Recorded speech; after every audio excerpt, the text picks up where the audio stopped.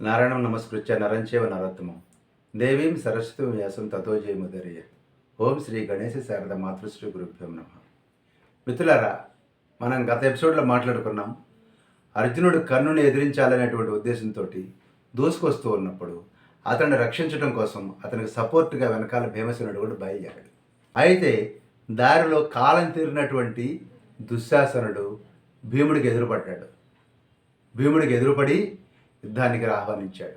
అప్పుడు భీముడు దుశ్శాసనుడు కూడా ద్వంద్వ యుద్ధాన్ని చేశారు. 1-1 యుద్ధం చేశారు. ఆ సందర్భంలో అనేక శస్త్రాస్త్రాలతోటి వాళ్ళు యుద్ధం చేసిన తర్వాత భీమసేనుడు తన దగ్గర ఉన్నటువంటి ఒక అద్భుతమైనటువంటి గదని ఆ యొక్క దుశ్శాసనుడి యొక్క రథం మీదకి విసిరాడు. ఆ రథం ఎప్పుడైతే ఆ యొక్క గద వెళ్ళి రథాన్ని తగిలిందో ఆ సారథి ఆ యొక్క గుర్రాలు మరణించి ఆ రథం నుగ్గు అయిపోవటమే కాకుండా దుశ్శాసనుడి తలకి బలమైన దెబ్బ తగిలి కింద పడి గిలగిలా కొట్టేసుకుంటున్నాడు. అప్పుడు ఈ యొక్క భీముడికి ఆ రోజు కౌరవ సభలో పాంచాలికి ఈ యొక్క దుశ్శాసనుడు చేసిన అవమానం గుర్తుకొచ్చింది. ఈరోజు వీడి పని అయిపోయింది, వీడి సంగతి తేల్చేద్దాము, నా యొక్క శబదాన్ని ప్రతిజ్ఞని నెరవేర్చుకుందాము అన్న భావంతో భీమసేనుడు ఒక్కసారిగా చుట్టూ ఉన్నటువంటి కౌరవ వీరులందరికీ చెప్తున్నాడు. అక్కడ చుట్టూ కౌరవ వీరులు ఎవరున్నారు? దగ్గరలో కర్ణుడు ఉన్నాడు, దుర్యోధనుడు ఉన్నాడు, అశ్వత్థామ, కృతవర్మ అందరూ చూస్తూనే ఉన్నారు. అందరితో చెప్తున్నాడు, ఓ వీరులారా, పాపాత్ముడైనటువంటి దుశ్శాసనుడిని ఇప్పుడు నేను చంపబోతున్నాను, దమ్ముంటే ఖండించండి అని చెప్పనేసేసి రథంలో నుంచి ఒక కత్తితోటి ఎగిరి రథంలోంచి కిందికి దూకాడు భీమసేనుడు. వెళ్ళి ఆ యొక్క దుశ్శాసనుడి యొక్క గొంతు మీద కాలేసి తొక్కి కత్తి ఎత్తు పట్టుకొని, యారా దుర్మార్గుడా, ఆ రోజున కర్ణుడు, దుర్యోధనుడు వీళ్ళందరూ చూస్తూ ఉండగా వాళ్ళని ఆనందింపజేయటం కోసం నువ్వు పవిత్రమైనటువంటి ద్రౌపది కేశాలను పట్టుకున్నావే, ఏ చేత్తో పట్టుకున్నావురా చెప్పు, ఈ భీమసేనుడు అడుగుతున్నాడు అన్నాడు. అనగానే దుశ్శాసనుడు కళ్ళు తేలేస్తూ, వేలాది గోవులు దానం చేసి అనేక క్షత్రియుల్ని సంహరించినటువంటి ఆ చెయ్యి ఇదిగో, ఈ చేత్తోనే నేను ఆ రోజు అందరు గురువృద్ధులు చూస్తూ ఉండగా పాంచాల కేశాలు పట్టి లాగాను అన్నాడు. అనగానే వెంటనే అయితే చూడండి, అందరూ చూడండి అంటూ వాడి గుండె మీద కాలేసి తొక్కి 2 చేతులతో వాడిని పట్టుకొని వాడి చేతిని ఆ భుజం నుంచి పెకలించేసి దాంతో వాడిని కొట్టాడు. కత్తితో నరకలా, దాన్ని పట్టుకొని లాగేశాడు చేతిని. అంతే. భీముడు ఎంత బలవంతుడో ఊహించండి. దుశ్శాసనుడు మహావీరుడు, మహాబలవంతుడు. వాడి చేతిని పట్టుకొని శరీరం నుంచి వేరు చేసి దాంతోనే వాడిని కొట్టాడు. అంతేకాకుండా ఆ నేల మీద పడిపోయినటువంటి దుశ్శాసనుడి యొక్క వక్షస్థలాన్ని చీల్చి వెచ్చగా ఉన్న వాడి యొక్క రక్తాన్ని తాను పానం చేశాడు భీమసేనుడు. ఆహా, లోకంలో ఏ పానీయము కూడా ఇంత రుచిగా లేదు, ప్రాణాలు పోయి బతికిపోయాడు, ఇంకా వీడిని ఏం చేయను, నిన్ను మృత్యువే కాపాడాడు అని గట్టిగా అన్నాడు. ఆ భయంకరమైనటువంటి సన్నివేశాన్ని చూసినటువంటి కౌరవ సైన్యం భయపడి పారిపోయాడు. వీడు మనిషి కాదు, రాక్షసుడు అంటున్నారు కొంతమంది. ఎందుకంటే వాడి వక్షస్థలాన్ని చీల్చాడు, చేతిని పెకలించాడు.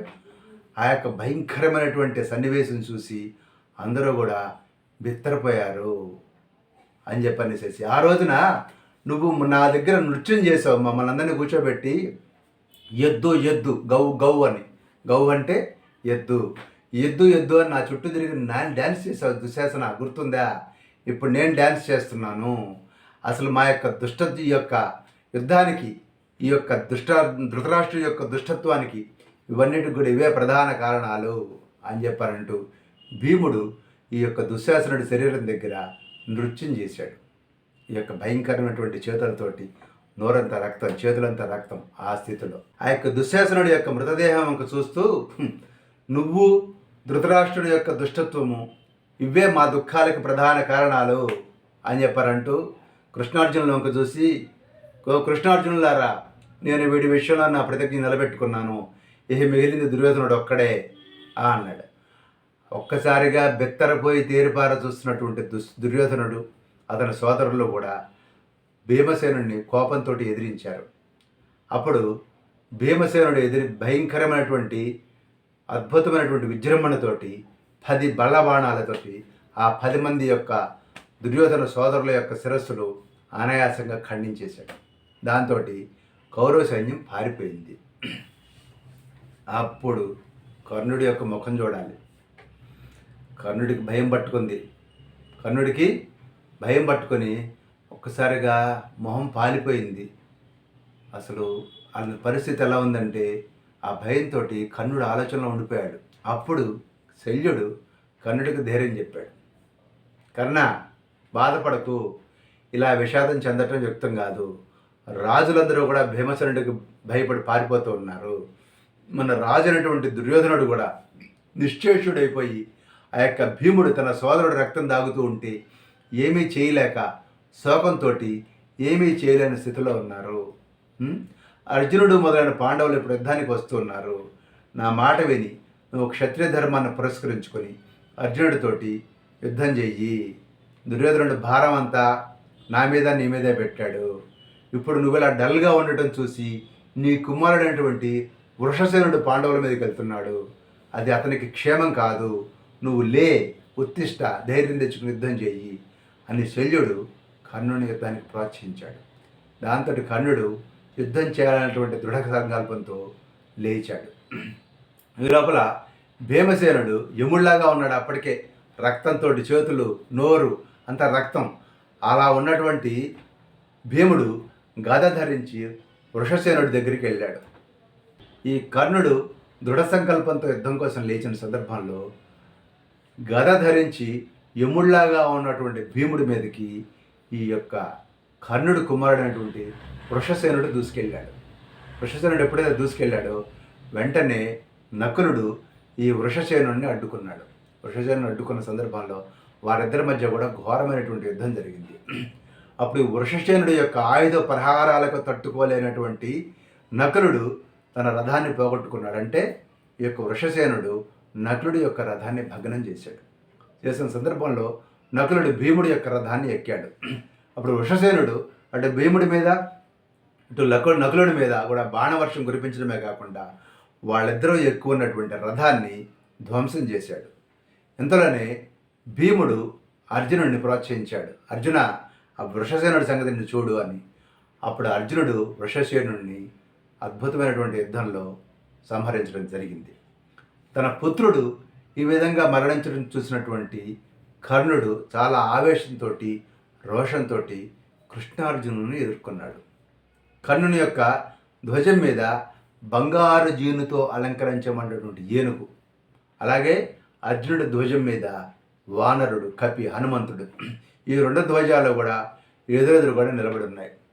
రెండు సూర్యమండలాలు ఒకదాన్ని ఒకటి ఎదుర్కొంటున్నాయా అన్నట్లుగా ఉందని చెప్పని వ్యాస మహర్షి వర్ణిస్తారు. ఈ సందర్భంలో అటు కర్ణుడి యొక్క ఉత్సాహం పెంచేందుకు కౌరవ సైన్యాలు, ఈ యొక్క అర్జునుడి యొక్క ఉత్సాహం వృద్ధి పొందేందుకు పాండవ సైన్యాలు, శంఖము, బేరీలు అన్నీ కూడా విపరీతంగా మోగిస్తూ ఉన్నాయి.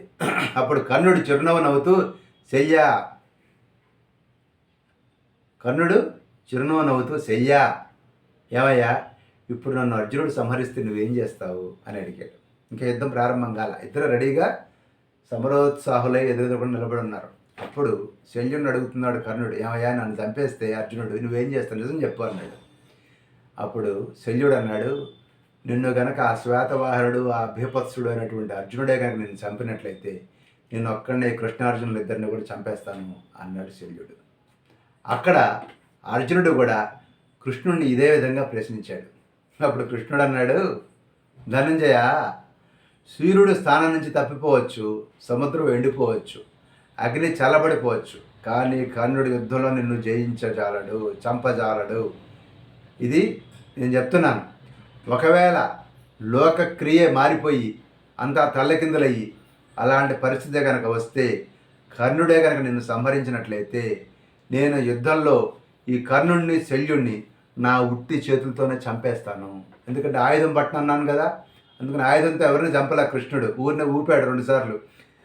చక్రాన్ని ధరించి భీష్ముడి మీదకి దూకాడు, కానీ యుద్ధంలో ఆయుధంతో ఎవరిని చంపలే. అందుకని ఇప్పుడు కూడా కృష్ణుడు ఏమంటున్నాడంటే, నా ఒట్టి చేతులతోటే శల్యుడిని, కర్ణుడిని చంపేస్తానయ్యా, వాడిని నిన్ను దగ్గర చంపితే, అయినా జరగని పని అన్నాడు. అప్పుడు అర్జునుడు నవ్వుతూ, కృష్ణ, వీళ్ళిద్దరూ నాకు సరిపోరయ్యా, ఈ కర్ణుడిని ఈరోజు నేను ఎలా సంహరిస్తానో చూడు. ఆ రోజున కౌరవ సభలో పాంచాలిని ఉద్దేశించి కర్ణుడు మాట్లాడుతూ అవమానకరంగా మాట్లాడిన మాటలు నా మనసులో ఎప్పటికీ ములుకుల్లాగా ఉన్నాయి అన్నాడు. ఈలోగా యుద్ధం మొదలైంది. ఒక పక్కన కర్ణుడికి సహాయంగా దుర్యోధనుడు, భోజుడు, శకుని, కృపాచార్యుడు, అశ్వత్థామ ఈ 5గురు కూడా అర్జునుడి మీద ఒక్కసారిగా శరవర్షం కురిపించారు. అప్పుడు అర్జునుడు వాళ్ళ యొక్క రథ అశ్వాలను సారథులను కూడా చంపేసేసి తన మీదకు వస్తున్నటువంటి శకులని, తుషారులను, యవనులను, అదేవిధంగా కాంభోజులను కూడా అర్జునుడు అనాయాసంగా సంహరించడం జరిగింది. ఈ సంహరించడం జరిగిన సందర్భంలో అర్జునుడి యొక్క అద్భుతమైనటువంటి వీర విక్రమాన్ని చూసి అందరూ ఆశ్చర్యపోయారు. ఒక్క దుర్యోధనుడు మాత్రమే ఏమాత్రం తన యొక్క భావాలను ప్రకటించకుండా, వ్యధ చెందకుండా కర్ణుడి మీద నమ్మకం పెట్టుకుని చూస్తూ ఉండిపోయాడు. మిగిలిన వాళ్ళందరూ మాత్రం చాలా ఆశ్చర్య భావాలు ప్రకటించడం జరిగింది. ఇలా జరుగుతూ ఉండగానే అశ్వత్థామ వెళ్ళి దుర్యోధనుడి చేతిలో చేయిట్లా ఇలా తీసుకొని తన చేతిలోకి ఇలా పట్టుకున్నాడు. పట్టుకుని దుర్యోధన ఇక చాలు, దుర్యోధన ఇక చాలు, ప్రసన్నుడివై శాంతించవయ్యా, చాలు, చాలా పెద్ద యుద్ధమే జరిగింది, పాండవులతోటి విరోధం మానుకో, మహాశస్త్రవేత్త బ్రహ్మతో సమానమైనటువంటి నీ గురువైనటువంటి ద్రోణాచార్యుడు మరణించాడు, భీష్మాది మహారథులు కూడా మరణించారు. ఓకే, నేను నా మేనమామైనటువంటి కృపాచార్యులు మేము ఇద్దరు మరణించాం, మేము అవధ్యులం, మేము యుద్ధ రంగంలో మరణించాం, ఎందుకంటే వాళ్ళు చిరంజీవుల లిస్టులోకి వస్తారు కదా. సో మేము అవధ్యులము. సో మేము ఎప్పటికీ కూడా నీతో పాటు నువ్వు రాజ్యం అన్నాళ్ళు చేస్తే అన్నాళ్ళు నీకు సపోర్ట్గా ఉంటాము, దయచేసి పాండవులతో సంధి చేసుకొని హాయిగా నీ రాజ్యం నువ్వు పరిపాలించుకో, నా మాట విను, మేము ఎప్పుడు నీతో పాటు సపోర్ట్గానే ఉంటాం. భీష్మద్రోణులు మరణించినా కానీ నేను నా మేనమామ ఉన్నాం నీకు సపోర్ట్ చేయడానికి. నీ సోదరుడు చనిపోయాడు, కర్ణుడు బతికే ఉన్నాడు, ఇంకా ప్రశాంతంగా ఆపేద్దాం ఇక్కడితోటి. నేను చెప్తాను అర్జునుడితోటి నేను చెప్తాను, అర్జునుడు నా మాట వింటాడు. కృష్ణుడికి కూడా ఈ విరోధం ఏమి ఇష్టమేమి కాదు, తప్పనిసరి యుద్ధ రంగంలో కళ్యాలు పట్టుకున్నాడు, కానీ కృష్ణుడికి కూడా ఈ యొక్క యుద్ధం ఇష్టం లేదు.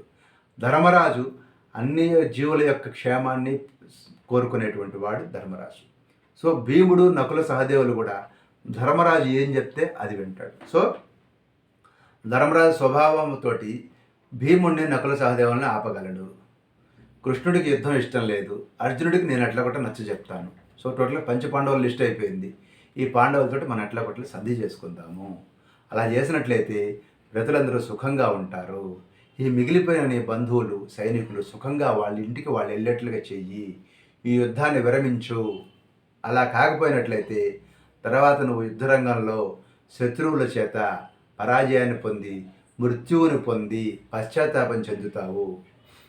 ఇంద్రుడు కానీ, యముడు కానీ, కుబేరుడు కానీ, మహావీరులు ఎవ్వరూ కూడా చేయలేని అద్భుతమైనటువంటి సాహస కృత్యాలను అర్జునుడు ఏ విధంగా చేశాడో, చేస్తున్నాడో నువ్వు చూస్తున్నావు, ఈ ప్రపంచం అంతా కూడా చూస్తూ ఉంది. అర్జునుడిలో ఉన్నటువంటి సద్గుణాలు ఉన్నాయి చూసావా, అది అతని పరాక్రమం కంటే కూడా చాలా గొప్పవైనవయ్యా. అందుచేత నేను చెప్తే అతను వింటాడు, కాదనడు, అతడు నీకు కూడా లొంగి ఉంటాడు. నేను ఏర్పాటు చేస్తాను. నీ మీద ఉన్నటువంటి గౌరవంతో, ప్రేమతోటి, గౌరవ భావంతో, స్నేహంతో చెప్తున్నా, నా మాట విను. నువ్వు అంటే చాలు, నేను కృష్ణుడిని ఒప్పిస్తాను. దయచేసి నీకు పాండవులతో సహజంగా నా మైత్రులు, ఎందుకంటే నీ సోదరులే వాళ్ళు. కాబట్టి ఆ సహజ మైత్రిని మళ్ళీ పునరుద్ధరించుకొని ప్రపంచానికి క్షేమం కలిగేట్లు చెయ్యి, దయచేసి నా మాట విను అని అన్నాడు అశ్వత్థామ, చాలా ఆదరపూర్వకంగా, ప్రేమపూర్వకంగా. అప్పుడు అశ్వత్థామ మాటలనే ఉన్నటువంటి దుర్యోధనుడు ఒక దీర్ఘంగా నిట్టూర్చాడు ఆలోచించాక. అప్పుడు అన్నాడు, మిత్రమా అశ్వత్థామ, నువ్వు చెప్పింది నిజమే, అయితే నేను చెప్తున్న మాట కూడా విను. ఈ యొక్క భీముడు దుశ్శాసనుడిని పెద్ద పులి చీల్చినట్టుగా చీల్చేసి చంపేస్తూ అన్న మాటలు నా హృదయంలో ఉండిపోయినట్లే. ఎప్పుడు వీడికి ఏదో ఒకటి మనసులో ఉండిపోతుంటాయి, ఈ దరిద్రం. ఈ విషయం నువ్వు కళ్ళతో చూశావు. ఓకే, ఈ మిగిలింది దుర్యోధనుడే అన్నాడా? చంపేశాను, ఇంకా ఎవరైనా దమ్ముంటే ఆపండి, రక్షించండి దుశ్శాసనుడి మరణాన్ని అని అన్నాడు. అక్కడితో ఆగకుండా ఈ మిగిలింది దుర్యోధనుడే అన్నాడు. ఇవన్నీ కూడా నా మైండ్లో ఉండిపోయినాయి. ఇప్పుడు శమం ఎలా కుదురుతుంది? శమం అంటే సంధి ఎలా కుదురుతుంది? అర్జునుడి యుద్ధంలో కర్ణుడి ముందు నిలబడలేడు. నేను చెప్తున్నా, పూర్వం నుంచి వస్తున్నటువంటి వైరం వలన ఈ పాండవులు నేను ఒకళ్ళ శాంతి అన్నా కూడా నమ్మరు. ఇప్పుడు నువ్వు కర్ణుడి దగ్గరికి వెళ్ళి యుద్ధం విరమించు అని చెప్పడం కూడా యుక్తం కాదు. ఈరోజు కర్ణుడు యుద్ధానికి ఫుల్గా ప్రిపేర్ అయ్యి వచ్చి ఎలాగైనా అర్జునుడిని సంహరించాలనేటువంటి దృఢ నిశ్చయంతో ఉన్నాడు. నేను కూడా దాన్ని నమ్ముతూ ఉన్నాను. నా మాట విను, ప్లీజ్ వదిలేసి, ఏమనుకోవద్దు అంటూ అశ్వత్థామని దుర్యోధనుడు అనునయించాడనమాట. అనునయించి, సరే జరిగిందో జరిగిపోయింది, వదిలేండి, శత్రువులను సంహరించండి, చూస్తారేంటి అంటూ సైనికులకి ఆదేశాలు ఇచ్చాడు దుర్యోధనుడు. అశ్వత్థామ ఆ క్షణంలో ఏమీ చేయలేకపోయాడు. ఆఖరి ప్రయత్నం చేశాడు అశ్వత్థామ ఎట్లాగైనా శాంతి అని. కానీ దుర్యోధనుడు మాట వినే పరిస్థితుల్లో లేరు. ఇహ దాంతో కర్ణార్జునుల మహాయుద్ధం, అద్భుతమైనటువంటి యుద్ధం ప్రారంభమైంది. ఆ యుద్ధం ఎలా కొనసాగిందో, ఎలా ఎండ్ అయిందనేది నెక్స్ట్ ఎపిసోడ్లో తెలుసుకుందాం. స్వస్తి.